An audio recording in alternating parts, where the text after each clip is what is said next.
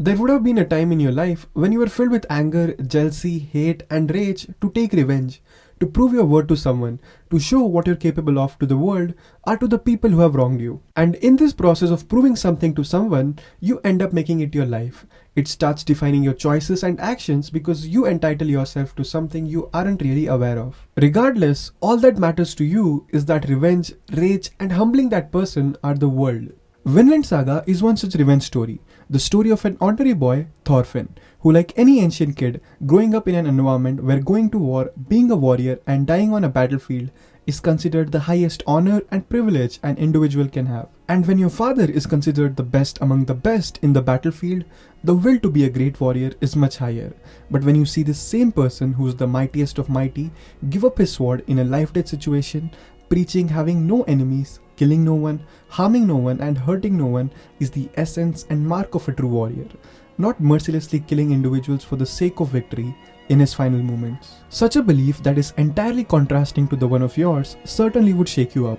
But young Thorfinn concludes that this exact philosophy of his father was the reason for his death and heads to avenge his father's killer, Askeladd, taking the life of the person responsible for his father's death in a way a true warrior would, with no tricks and cheats. This anger and rage of killing Askeladd gave Thorfinn direction in life and shaped his identity and personality. This exact purpose defined his belief system. Thorfinn killed people one after the other so he could ultimately have a duel with Askeladd and avenge his father's death. The anger started to define his choices and actions and was also the reason for his repetitive loss against Askeladd, as he took advantage of this rage every single time.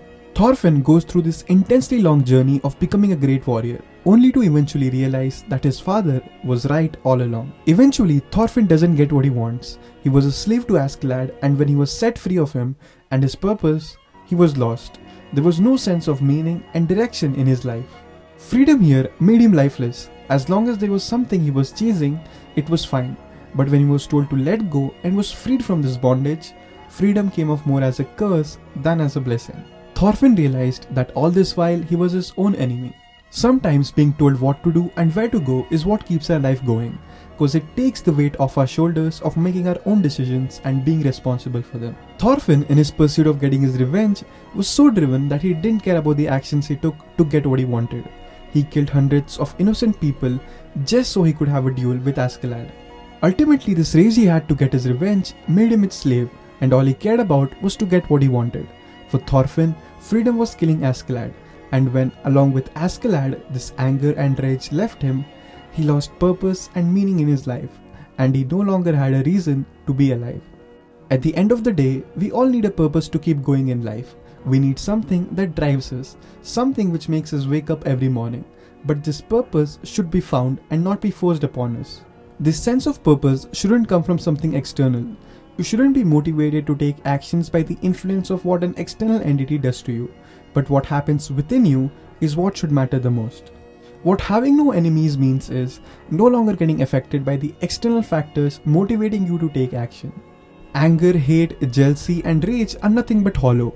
It gives you nothing but has the capacity to take everything away from you, especially yourself. And when one loses self, there's nothing left to gain. Revenge and anger will certainly keep you driven in life. But once that rage and anger is gone, the people who have wronged you will have moved ahead in their life. So will the feeling of proving to them. Once this is gone, so will be the purpose which brought meaning in your life. Then nothing will matter. You'd have no purpose, no direction, and no meaning in your life. You will be an empty man. Because all this while the purpose and meaning which drove you was never yours. Marcus Aurelius beautifully said, the best way to avenge yourself is not to be like the one who wronged you. Be better because you want to be better, not because you want to show someone that you are better. There is no enemy bigger than the self, and the one who has conquered self has no other enemy to be conquered. There will be people in your life who will take advantage of you, rob you, bully you, embarrass you. You won't be able to go after each one of them trying to show what you're capable of. Once you realize that you truly don't have any enemies, these things won't matter. You don't need an enemy to be better. There is no enemy but your thoughts and mind. At the end of the day, being alive is enough. Getting to live another day is enough to touch the grass, to smell the flowers, to feel the heat of the scorching sun on your skin, and the wind passing by the spaces between your hairs is enough. Love yourself so you can love your enemies.